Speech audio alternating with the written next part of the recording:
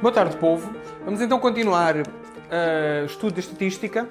E no primeiro vídeo nós vimos o que era a amostra, a população, quais eram mais ou menos o método estatístico e o conceito de variável, variáveis qualitativas, variáveis quantitativas. Dentro das quantitativas, as variáveis quantitativas discretas e as variáveis quantitativas contínuas.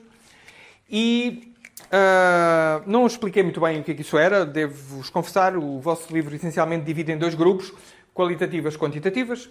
E então temos os dados recolhidos, agrupámos os dados, colocámos os dados numa planilha, elaborámos uma tabela de frequências, portanto já temos os dados reunidos e agrupados. Então, se os dados já estão agrupados, é hora de os apresentar. Então, esta parte de apresentação dos dados, que vocês estão habituados a ver. Normalmente, o que é que se faz para apresentar os dados?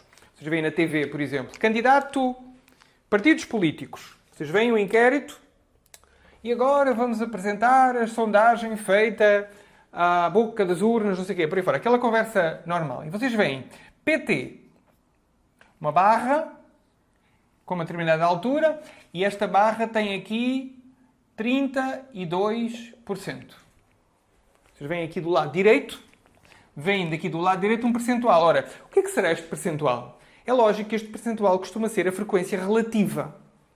No máximo vai chegar aqui aos 100%. Então, PT, e depois pintam esta barra com uma determinada cor, com vermelho, uma cor vermelha. Depois, PSDB. PSDB. Aí preenche e indica aqui, por exemplo, 21%. Depois, sei lá, PSOL. PSOL. E aparece aqui, quando vocês vão ver, normalmente não é indicado este tracejado, isto não se resolveu, estou a colocar, por exemplo, 10%. E assim sucessivamente. Isto com cores diferentes. Ora, este gráfico que serve para apresentar os dados chama-se gráfico de barras. Como é lógico que se chama gráfico de barras, porque é um gráfico de barras, não é? E são um gráfico de barras verticais. O que é que nós colocamos? O que é que colocamos aqui na horizontal? Na horizontal colocamos os valores da variável. Neste caso é uma variável qualitativa, que é o partido político da intenção de voto. E depois o tamanho da barra é normalmente a frequência relativa. Pode ser a frequência absoluta.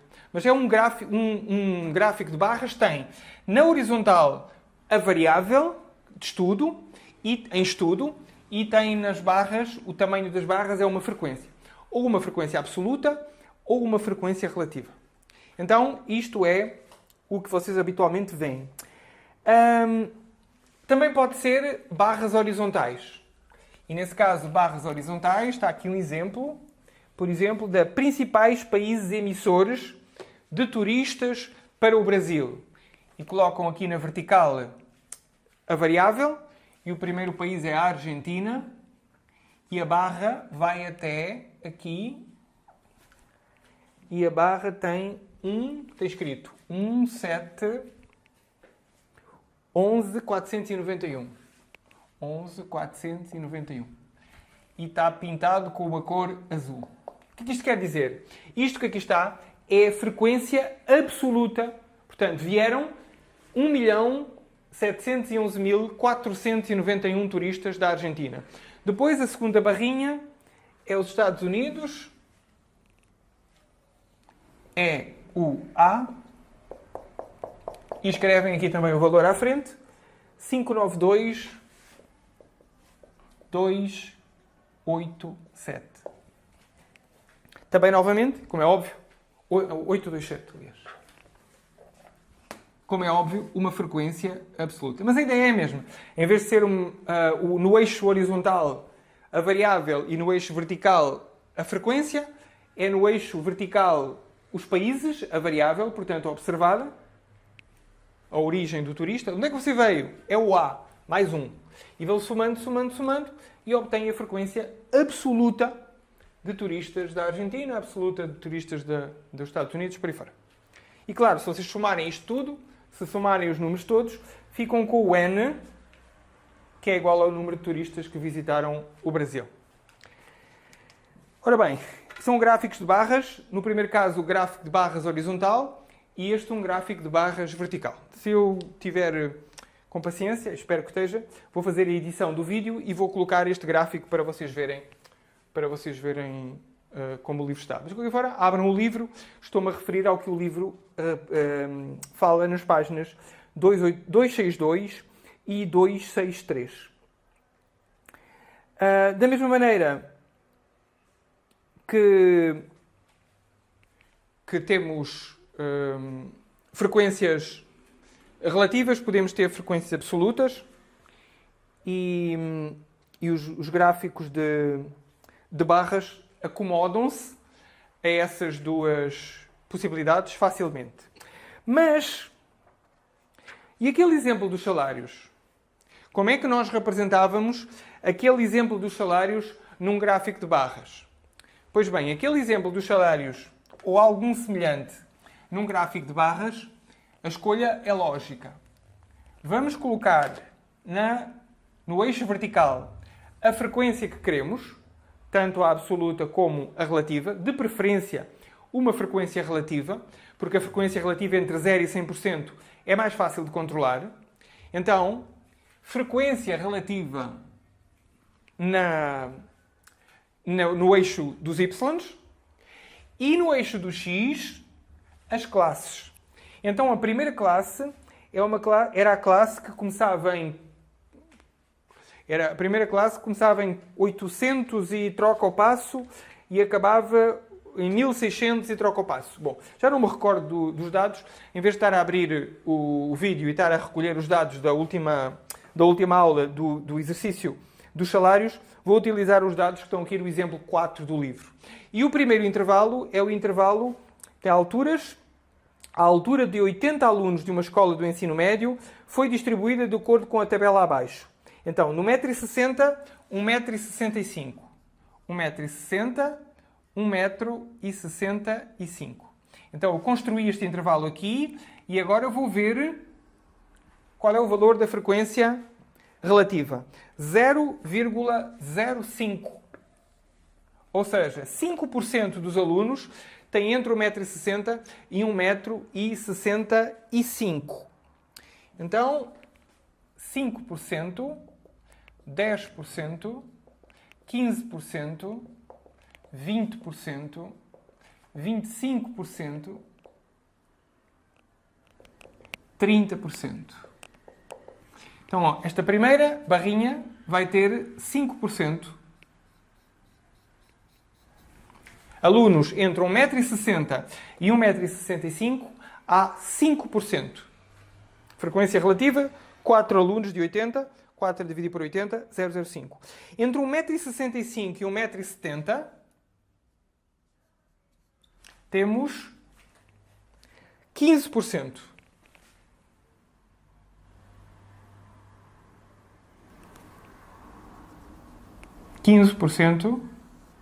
Então, esta barrinha que aqui está vai ter 15%. Agora, de 1,70m a 1,75m, há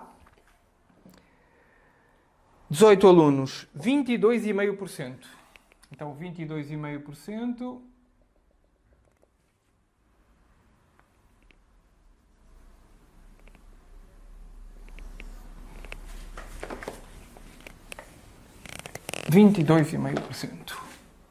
As alturas das barras correspondem aos percentuais.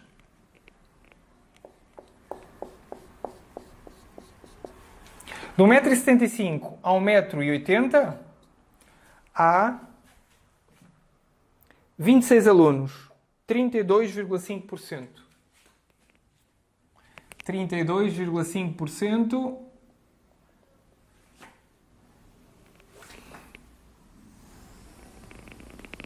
de alunos com esta altura.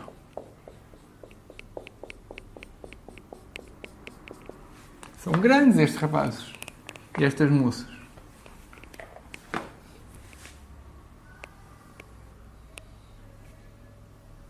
Ok. Entre 1,80 m e 1,85 m há 10 alunos, 12,5%. 12,5%.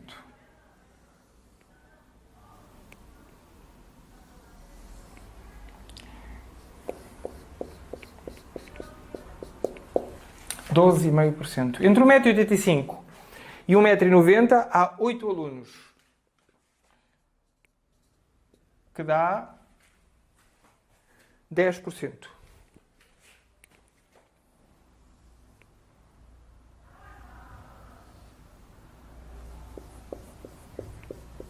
E finalmente, entre 1,90 m e 1,95 m há 2 alunos. Portanto, 2 alunos, 5%, né? De 400, 5%. Muito bem, dirão vocês assim, Ana, que coisa bonita. Pois bem, isto que aqui está é um gráfico de barras. Não é um gráfico de barras no mesmo sentido dos outros.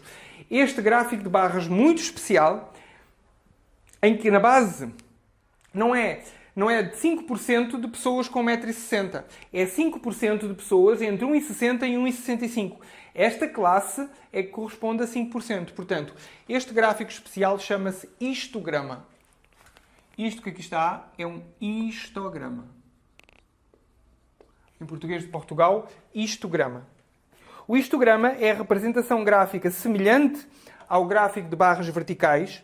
Em geral, ele é usado para representar valores assumidos por uma variável quantitativa quando estes são agrupados em classes de intervalos.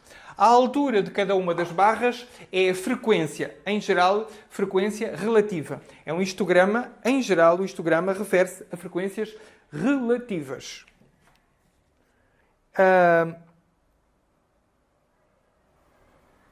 A base de cada retângulo corresponde a um segmento cujas extremidades são os intervalos de cada classe e a altura de cada retângulo é proporcional à frequência. Em geral, frequência relativa, mas pode ser a frequência absoluta.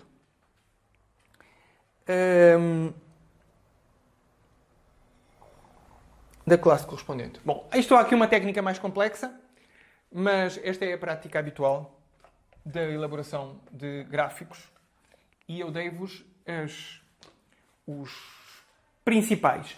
Também é muito popular, sobretudo nas humanas, nas ciências humanas, a representação dos chamados gráficos de setores. O queijinho, não é? Acho que a professora de Geografia fala nos queijinhos. É o gráfico dos queijinhos. Em Portugal chama-se gráfico dos queijinhos. Bom, como é que funciona o gráfico de setores? Basicamente o que se faz é, geralmente quando se tem poucas características, é utilizado geralmente para variáveis qualitativas e o que vocês fazem é pegarem num círculo e porem queijinhos de cores diferentes com... Aqui está um exemplo de uma variável que tem 2 valores. É para representar solteiro, casado. Imaginem que a quantidade de solteiros é 40% são solteiros e 60% são casados. Então vocês representam, pegam e agora tem que ser, vejam, 360 graus corresponde a 100%. 40% há de corresponder a x. 40% há de corresponder a x graus. Aí vocês fazem a conta, fica 100x igual a 360 vezes 40%. Portanto, dá 100x igual a 4 vezes 6 são 24, 4 vezes 6, 12, 14, 144 e depois mais 2 zeros. Um corta com o outro e outro corta com o outro, portanto 144 graus. Ora, quase 150 graus. Ainda se recordam de trigonometria? 150 é mais ou menos assim. Então pintam aqui de uma cor e pintam aqui o restante de outra cor. E depois fazem legenda. Fazem a legenda. Escrevem, fazem por exemplo assim, casado e assim solteiro. ou pintam, não é? Pintam, depois põem uma cor de uma coisa, ou à frente escrevem. Podem escrever aqui. Casado, solteiro. 40% solteiro, 60% casado. E isto, qual é a regra do jogo? A regra do jogo é que o número de graus de cada setor é proporcional à frequência. Por exemplo, se fosse 50-50, 180 graus para uma cor, 180 graus para outra. Se tiverem mais categorias, em vez de 2, 3, 4, os que forem necessários. Por exemplo, num inquérito, numa pesquisa de opinião, chegam à conclusão que pesquisa de opinião, um exemplo, satisfeito, opinião. Opinião sobre a AJ. Possibilidades. Satisfeito, insatisfeito, muito satisfeito. Então vamos colocar as três em ordem. Desde o insatisfeito, insatisfeito, satisfeito, muito satisfeito. Mau, bom e muito bom. E vamos supor que as opiniões eram frequências, por exemplo, frequência relativa, aqui. Insatisfeitos, 30%, satisfeitos, 60% e 10% muito satisfeitos. Como é que isto se representava com um gráfico de setores? Para começar, precisava de 3 cores, não é? Preciso de 3 cores. Tenho que fazer o meu círculo e tenho que ter 3 cores. Então, vou colocar a vermelho os insatisfeitos. Correspondem a 30%. Então, 360 graus corresponde a 100%. X corresponde aos 30% de insatisfeitos. 3 vezes isto dá 108. X igual a 108 graus. Lembrem-se, isto era o ângulo 90 graus. Portanto, 108 é um bocadinho mais. Então,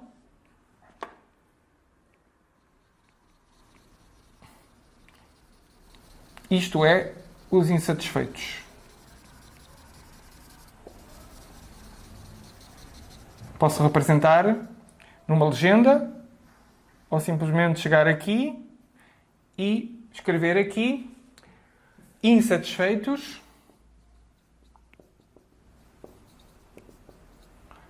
%. Agora, 60% estão muito satisfeitos. Se eu fizer a conta, vai ser o dobro disto, não é? Se eu colocar aqui, em vez de 30, colocar 60, aqui vai dar 216. Então, 216 graus para o setor. 216 graus para o setor. Portanto, isto chama-se setor, recordem a geometria. Isto chama-se setor circular. E a sua amplitude era de 108. E agora 216. Ora, se pensarem, isto que aqui está é 180 e é preciso mais 16 graus. Será uma coisa assim. Portanto, 180 mais 16. Portanto, tudo isto aqui de baixo vai ser para os satisfeitos. Então, vou colocar a verde.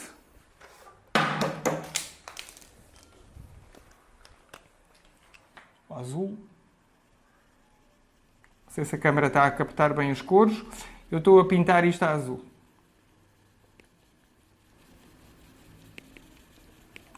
Então, este setor aqui é o setor dos satisfeitos. Então, satisfeitos 60%. E claro, o que está faltando aqui é os muito satisfeitos. E os muito satisfeitos são o que falta, não é? Se terem a conta, os graus que estão a faltar aqui são os 10% de muito satisfeitos. E pronto, mais ou menos, eu não tenho muito jeito para estas coisas. Nem na altura que tinha que fazer isto gostava de fazer. Isto é muito comum em psicologia, é muito comum nas ciências humanas, apresentar os dados com um gráfico de setores. Portanto, pega-se nos 360 graus e parte-se com fatias proporcionais às frequências relativas de cada um dos setores. A maneira como se constrói a amplitude do setor é com a regra do 3. 360 graus, 100%, x igual ao percentual do setor que vocês querem representar. Muito bem. Façam alguns exercícios, só para se divertirem, e certamente para a apresentação dos trabalhos nas outras disciplinas, geografia, nos cursos técnicos, quase certamente vocês encontraram muitas vezes e tiveram provavelmente várias vezes de elaborar estes gráficos de queijinho, que o próprio Excel, as planilhas do Excel fazem automaticamente, vocês dão os dados em frequência, de 0 a 100%, não é? Cada frequência ele pega e elabora o gráfico a partir dos dados que vocês forneceram ao programa. Bom, gráficos de linhas. Outra prática muito corrente é os gráficos de linhas. No caso dos gráficos de linhas, nós podíamos, por exemplo, ter feito isso com os dados das idades. Eu já não me lembro daquele exercício que inventei com as idades, mas eu sei que a idade mais jovem era 15, 16, 17, 18. Vamos supor que havia aqui uma pessoa de 20 anos. Havia aqui uma pessoa de 20 anos. Ora bem, já não me lembro quanto é que eram os dados, mas vou supor que 15 havia 3 alunos. 3. 1, 2, 3. Pontinho aqui. Colocam um ponto aqui. Depois, de 16, havia 6 alunos, por exemplo.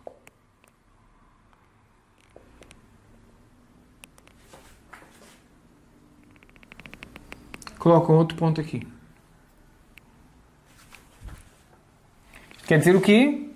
De 15 a 3, de 16 a 6. De 17 a 8, por exemplo.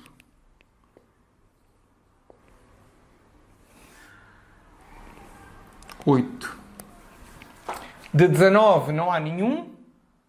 E de 20 a 2, por exemplo. 0 aqui e 2 aqui. Bom, o que é que se faz? Se isto for um gráfico de linhas, em vez de fazer barras, faço linhas. Então, este une com este une com este vem cá para baixo e este só para aqui. Vamos imaginar que agora, só para ficar mais bonitinho, que de 21 anos há um aluno. Isto é um gráfico de linhas. É parecido com o gráfico de barras verticais. É parecido com o gráfico de barras verticais, em que colocam a variável x observada, neste caso as idades, colocam no eixo do x e as frequências absolutas, isto são FAs, frequência absoluta. Percebe-se que é frequência absoluta porque é maior do que 1. Frequência relativa era em percentual e era sempre entre 0 e 100%. Portanto, entre 0 e 1. E aqui, 6, 7, 8, estamos claramente a falar de frequências absolutas. Unindo os pontos obtidos, portanto, a cada ano, portanto, a cada valor da idade, considera-se o número correspondente de elementos com essa idade e depois de representar os pontos, unem-se os pontos com uma linha, obtendo assim um gráfico de linhas. Isto no fundo não quer dizer nada. Por exemplo, aqui 15,5, não há 15,5, podíamos dizer que é aqui no meio destes dois. Uma ideia que dá em alguns gráficos de linhas é que nós depois tiramos algumas conclusões intuitivas, não é? Aos pontos que estão entre um e outro. Aí dá a ideia que aqui dá a ideia que está a crescer e, portanto, vai de 3 para 6. Então, provavelmente, haverá pessoas aqui no meio que dizem que têm 15, não é? E vai subindo. Daqui dá a ideia que vai descendo, quer dizer que maiores de 18 há cada vez menos maiores do que 18. Bom, não é essas interpretações, já é a última parte da estatística e essa parte da estatística de interpretação vocês não abordam no ensino. Quer dizer, a interpretação de gráficos sai no Enem, não é?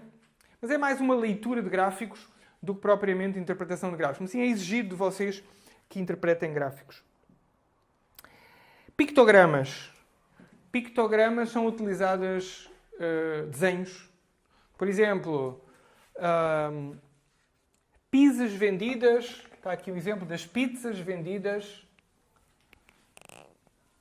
Um gráfico de pictograma. Portanto, um pictograma de pizzas vendidas no último semestre. Então, março. 2 pizzas. 1 pizza. 2 pizzas.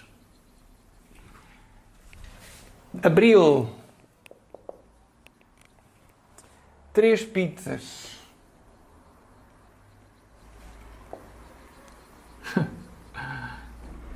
3 pizzas.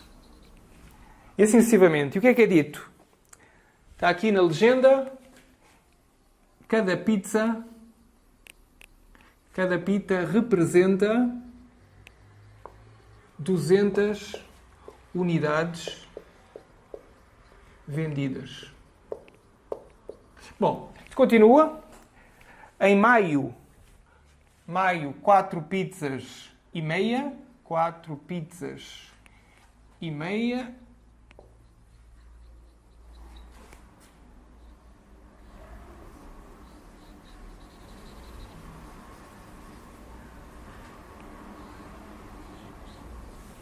Depois, em junho, 6 pizzas.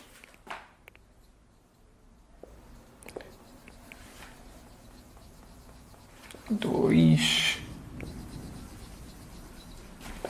Bom, já estão a entender como isto funciona, não é? E assim sucessivamente. Junho, 6 pizzas. Em julho, 6 pizzas e 1/4. Julho, 1, 2, 3, 4, 5, 6. E agora 1/4 de pizza. 1/4 de pizza. Em agosto, 3, 3, 6, 8 e 3/4. Em agosto, 1, 2, 3, 4, 5, 6, 7, 8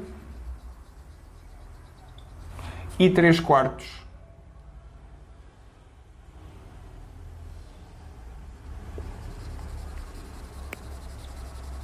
Ok.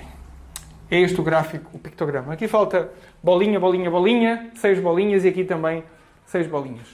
Então, como é que interpretamos este gráfico? Por exemplo, o que é que representa esta meia pizza? Se uma pizza completa representa 200 unidades, meia pizza representa 100 unidades. Então, quantas pizzas foram vendidas em maio? 200 mais 200 mais 200 mais 100. Portanto, 600, 700. Em maio, 700 pizzas foram vendidas. 700 pizzas. O que é que representa aqui 1/4? 1/4 representa naturalmente 50 pizzas. Aqui corresponde 150 pizzas. Portanto, em março foram vendidas 400, em abril foram vendidas 600, em maio foram vendidas 700, em junho foram vendidas 1200, em julho foram vendidas 1250, em agosto foram vendidas 1600, 700, 1600 até aqui, depois mais 150, 1750 pizzas. Agora, tem aqui um monte de exercícios para interpretar, variações destes tipos de gráficos, perguntas típicas do Enem, de interpretação de gráfico, e eu vou resolver 2 desses exercícios e fechar o vídeo, porque isto basicamente são vocês que têm que conseguir interpretar os gráficos, isto é muito importante, parece muito, vocês têm que interpretar os gráficos em praticamente tudo, em geografia, português, história, têm que olhar para o gráfico, têm que conseguir perceber a informação que está representada no gráfico. Os principais tipos de gráficos, então, são gráficos de barras verticais, gráficos de barras horizontais, histogramas, gráficos de linhas e pictogramas. Eu esqueci-me do gráfico de setores, de queijinhos. Então, exercício 14. Exercício 14, as maravilhas da edição. Vai estar aqui neste cantinho o gráfico 14. Então, a evolução de proporções de crianças e jovens e idosos no Brasil. Portanto, duas linhas. Uma linha para um gráfico de linhas para as crianças e jovens e um gráfico de linhas para idosos. Vem desde 1940 até 2010. Em 1940, havia 42% de jovens, 42,5%, e havia 4,1% de idosos. E hoje, ou em 2010, estavam com 24% de crianças e jovens e 10,7% de idosos. Com os números escritos em percentual, junto aos pontinhos. Portanto, junto à bolinha do gráfico está 10,7% no caso do ano 2010. Então vamos às perguntas. Vamos às perguntas e as perguntas são: com base no gráfico, classifica de verdadeiras ou falsas as afirmações. O percentual de jovens de até 14 anos vem caindo desde 1940. Não. Não é verdade. Aumentou de 1950 até 1960. Em 1950 havia 41,7% de jovens e em 1960 havia 42,6% de jovens. Portanto, é falsa a primeira afirmação. A máxima diferença entre os percentuais de jovens e os idosos, foi registada no censo de 1960. Talvez sim, talvez não. Não. A maior amplitude foi em 1940. Em 1940 havia 42,5% de jovens e havia 4,1% de idosos. Ou seja, era uma amplitude de 38,4%. Era a maior amplitude. Amplitude significa diferença entre uns e outros. Portanto, a maior amplitude, a maior abertura desse gráfico é em 1940, com 38,4%. Em 1960, era 42,6% menos 4,7%. 42,6% menos 4,7%. Isto dá 37,9%. E não é maior do que os 38,4%, que era a amplitude em 1940. Portanto, falsa. A máxima diferença não foi em 1960, foi em 1940. Se a população brasileira em 2010 era de aproximadamente 190 milhões, então mais de 40 milhões de habitantes tinham até 14 anos. Ora, 24% é a quantidade de jovens e crianças que havia. Então vamos ter que fazer 24% de 190 milhões. Bem, não viram matemática financeira, pois não? Ainda não viram matemática financeira para fazer os 24% dos 190 milhões. Então, 100% da população corresponde a 190 milhões. 24% corresponde a X. Fazem este vezes este vezes este. E ficam a saber quanto é que é 24%. Portanto, tem que fazer esta conta. Temos que multiplicar 24 por 190. Portanto, 24% vezes 190. Isto dá 45 milhões. 45. Façam esta conta. Façam esta conta. Isto é 24% X. Portanto, X vezes 100%. 100% vezes X é igual a 24% de 190 milhões. Porcento corta com o porcento. Este 0 corta com este 0, este 0 corta com este 0 e fica x igual a 24 vezes 190, 1, 2, 3, 4. 3, 4. E agora tenho que multiplicar 24 por 1,9. E a máquina diz-me que é 45, ora bem, isto é 24 vezes 20 dá 48. 48 menos 24 é 45,6 milhões. Acho eu que é 45,6 milhões. Fazendo de cabeça a conta. É 45,6 milhões. Portanto, a pergunta era: se a população brasileira em 2010 era aproximadamente 190 milhões, então mais de 40 milhões de habitantes tinham até 14 anos. Verdade. 45,6 milhões tinham até 14 anos, portanto, está correto. Se o censo de 2000 indicava uma população de 14 milhões 450 mil idosos no Brasil, então a população brasileira ultrapassava a barreira dos 175 milhões. Então, no ano 2000, existia uma frequência absoluta de idosos, a FA. A FA é dito aqui, não está no gráfico, que era 14.450 milhões. Portanto, 14 milhões 450 mil idosos. Pessoas com mais de 60 anos.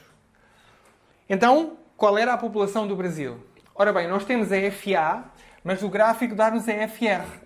Quanto é que é a FR? A FR, olhando aí para o gráfico, no ano 2000, a FR é 8,5%. A FR é 8,5%. Ora bem, recordem-se da fórmula. A FR é igual a FA sobre N, que é o número total de pessoas. N, que é o número de habitantes. A frequência relativa é a frequência absoluta, 14 milhões, a dividir pelo número total.